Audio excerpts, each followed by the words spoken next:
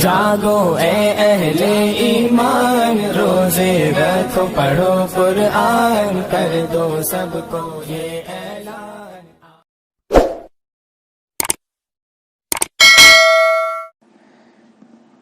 بسم اللہ الرحمن الرحیم، الحمدللہ وحدہ والصلاة والسلام علی من لا نبی بعدہ۔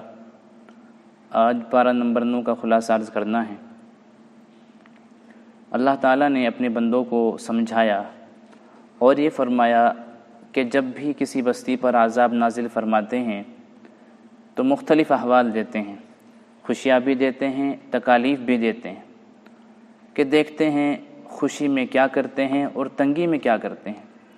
جو خوشی میں، راحت میں اور تکلیف میں اللہ کو یاد کرتے ہیں وہ بچ جاتے ہیں، اور جو خوشی ملے تو اکڑتے ہیں، تکلیف آئے تو گڑ گڑاتے ہیں، تو یہ لوگ پھر پھنس جاتے ہیں۔ تو مومن کی شان یہ ہے کہ خوشی ہو یا تکلیف ہو، ہر حال میں اللہ کا بند کر رہیں اور اللہ کو یاد رکھیں۔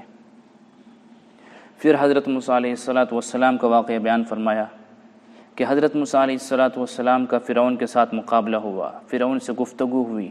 فرعون نے حضرت موسیٰ علیہ السلام کے مقابلے میں جادوگروں کو بلایا۔ اللہ نے اپنے کرم سے حضرت موسیٰ علیہ السلام کو فتح نصیب فرمائی، جادوگروں کو ناکام کیا، اور پھر سارے جادوگر حضرت موسیٰ علیہ السلام پر ایمان لے آئے۔ پھر حضرت موسیٰ علیہ السلام فرعون کی قوم کی طرف آئے، آپ نے دعوت دی، ان لوگوں نے دعوت کو جھٹلایا ہے، ان پر کئی قسم کے عذاب آئے ہیں۔ یہاں پر ان میں سے 5 قسم کے عذابوں کا تذکرہ فرمایا۔ نمبر 1 طوفان کا عذاب آیا ہے۔ نمبر 2 ٹڈیوں کا عذاب آیا ہے۔ نمبر 3 جوئیں، بالوں میں جوئیں، کپڑوں میں جوئیں، کھانے میں جوئیں، بستر میں جوئیں، ہر طرف جوئیں ہی جوئیں۔ نمبر 4 مینڈک، کھانے میں مینڈک، پانی میں مینڈک، ہر طرف مینڈک ہی مینڈک نظر آتے۔ نمبر 5 خون کا عذاب آیا، کھانا کھاتے خون بن جاتا، پانی پیتے خون بن جاتا۔ تو 5 قسم کے عذاب کا تذکرہ فرمایا ہے۔ پھر ایک عذاب آیا تو حضرت موسیٰ علیہ السلام سے بولے آپ اللہ سے دعا کریں، اگر یہ عذاب ٹل جائے تو ہم آپ کی بات مان لیں گے۔ حضرت موسیٰ علیہ السلام نے اللہ سے دعا کی، عذاب ٹل گیا، پھر وہ اپنی سرکشی پہ اتر آئے۔ دوسرا عذاب آیا، پھر حضرت موسیٰ علیہ السلام سے کہنے لگے آپ اللہ سے دعا کریں، اللہ تعالیٰ عذاب کو ختم کر دے، عذاب کو ٹال دے، ہم آپ کی بات مان لیں گے۔ چنانچہ پھر آپ نے اللہ سے دعا کی، اللہ نے عذاب کو ختم کر دیا، پھر وہ اپنی سرکشی پہ اتر آئے۔ تو یہ سرکشی سے باز نہیں آئے، ان کی سرکشی بڑھتی ہی چلی گئی۔ یہاں 5 عذاب کا ذکر ہے، ایک اور بھی ہے، قحط سالی ان کے اوپر آئی ہے، اور ایک اور ہے کہ ان کے پھل اور میوے ایک مقام پر کم کیے ہیں، اس کے اندر ان کو اور آزما گیا ہے۔ اللہ نے پھر حضرت موسیٰ علیہ السلام کو 2 بڑے معجزات عطا فرمائے ہیں۔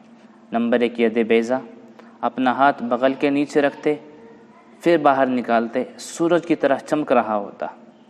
نمبر 2 عصا، یہ اللہ کا معجزہ تھا آپ کو دیا ہوا، پتھر پر مارتے تو چشمے نکلتے، اور دریا پر مارتے تو رستے بن جاتے۔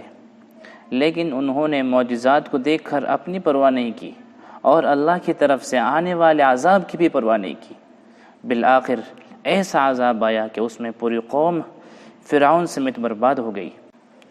پھر بنی اسرائیل جو حضرت موسیٰ علیہ السلام کی قوم تھی، اللہ نے ان کو فرعون سے نجات دی۔ اللہ نے تورات نازل فرمائی، کتاب ان کو دی کہ دیکھو فرعون کی غلامی سے تمہیں نکالا، حضرت موسیٰ علیہ السلام جیسا جلیل القدر رسول دیا، تورات جیسی عظمت والی کتاب دی، اور یہ لوگ پھر بھی باز نہ آئے۔ پھر انہوں نے کبھی وعدہ خلافی شروع کر دی، اللہ تعالیٰ کے احکام کا مذاق اڑانا شروع کر دیا، دین میں تحریف شروع کر دی، حیلے بہانے کرنے لگے۔ ان کو حکم تھا کہ تم نے ہفتے کے دن مچھلی کا شکار نہیں کرنا، تو انہوں نے اس دریا کے باہر چھوٹی سی، جیسے ہمارے ہاں تالاب ہوتے ہیں، بنا لی، اور ہفتے کے دن مچھلیاں بہت آتی تھی، وہاں سے راستے نکالے تو مچھلیاں وہاں سے نکل آتی، پھر اتوار کے دن ان کو پکڑ لیتے۔ تو ان لوگوں نے پھر یہ غلط کام کیا، یہ ناجائز حیلے، ناجائز بہانے اور ناجائز قسم کا راستہ اختیار کیا۔ بہرحال ان کے اوپر بھی اس وجہ سے عذاب آیا ہے۔ پھر ایک شخص کا واقعہ بیان کیا ہے کہ حضرت موسیٰ علیہ السلام کے دور میں ایک شخص تھا، بلعم ابن باعورہ اس کا نام تھا، مستجاب الدعوات تھا، اللہ اس کی دعا کو قبول فرماتے تھے۔ لوگوں نے اس سے کہا کہ حضرت موسیٰ علیہ السلام کے خلاف دعا کرو، بد دعا کرو۔ مستجاب الدعوات تھا، پہلے تو اس نے انکار کر دیا، ان کی بات نہیں مانی، لیکن ان لوگوں نے موٹی رقم دی، بھاری رشوت دی، پھر اس شخص نے بد دعا کی۔ اب بھلا پیغمبر کے خلاف کیا بد دعا قبول ہونی تھی، اپنا نقصان ہوا۔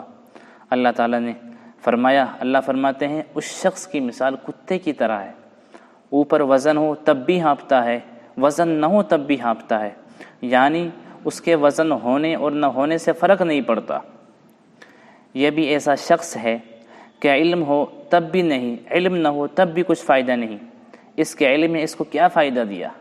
اللہ تعالی ہمیں محفوظ رکھے، اللہ تعالی ہم سب کی حفاظت فرمائے۔ پھر اللہ نے یہاں قرآن کے بارے میں فرمایا کہ نصیحت کی کتاب ہے، اور آخر میں فرمایا وَإِذَا قُرِئَ الْقُرْآنُ فَاسْتَمِعُوا لَهُ وَأَنصِتُوا لَعَلَّكُمْ تُرْحَمُونَ۔ اس آیت کا تعلق نماز کے ساتھ ہے کہ جب جماعت کے ساتھ امام کے پیچھے نماز پڑھو اور امام قرآن پڑھے تو مقتدی خاموش رہیں۔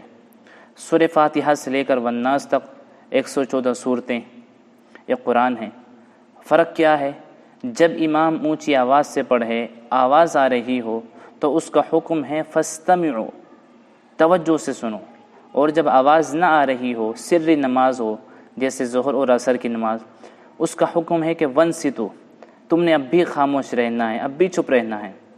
تو یہ اللہ نے اس امت کو بہت اہم مسئلہ سمجھایا ہے، اس کا خیال کرنا چاہیے، اس سے اللہ تعالیٰ تمہارے اوپر رحم فرمائیں گے۔ سورۃ الانفال، انفال نفلون کی جمع ہے، ویسے زائد چیز کو کہتے ہیں، مراد اس سے اموال غنیمت ہے جو میدان جنگ میں ملتے ہیں۔ تو اس صورت میں چونکہ مال غنیمت کا انفال کا ذکر فرمایا ہے، اس لیے اس صورت کا نام انفال رکھ دیا گیا۔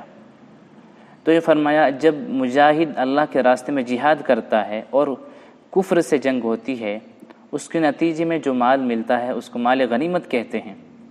تو یہ مسئلہ بیان فرمایا کہ جب مال غنیمت ہو تو اس کے 5 حصے کرتے ہیں، 4 حصے مجاہدین کے لیے اور ایک حصہ خالص رسول اللہ صلی اللہ علیہ وسلم کے ثواب دید پر جہاں آپ چاہیں خرچ فرما دے۔ اس کے بعد مومنین کی 5 صفات کا ذکر فرمایا ہے۔ ایمان والوں کی 5 خاص صفت یہ ہے، نمبر 1 اللہ سے ڈرتے ہیں، نمبر 2 تلاوت کے ذریعے اپنے اعمال کو بڑھاتے ہیں، قرآن کریم رغبت سے پڑھتے ہیں، نمبر 3 اللہ پر بھروسہ اور توکل کرتے ہیں، نمبر 4 نماز کی حفاظت کرتے ہیں، نمبر 5 احسان کرتے ہیں، نیکیاں کرتے ہیں، دوسروں کا خیال کرتے ہیں۔ یہاں یہ بات اچھی طرح سمجھ لیں کہ اب رمضان کا مہینہ بطور خاص قرآن کریم کی تلاوت کا خوب اہتمام فرمائے۔ اللہ پر توکل کا معنی ہے کہ اسباب اختیار کرے، اللہ پر بھروسہ کرے، اسباب اختیار کرے پھر اللہ پر بھروسہ کرے، اسے توکل کہتے ہیں، اور اسباب چھوڑ کر بھروسہ کرے اسے تعطل کہتے ہیں۔ شریعت میں تعطل نہیں ہے بلکہ توکل ہے۔ پھر صرف نماز پڑھنے کے نہیں بلکہ اس کی حفاظت کرتا ہے، فرائض کا، واجبات کا، سنن کا، آداب کا خیال رکھتا ہے۔ اللہ تعالی ہم سب کو یہ مومنین کے صفات کامل درجے میں عطا فرمائے، اپنا خوف، اپنا ڈر نصیب فرمائے۔ وآخر دعوانا الحمدللہ۔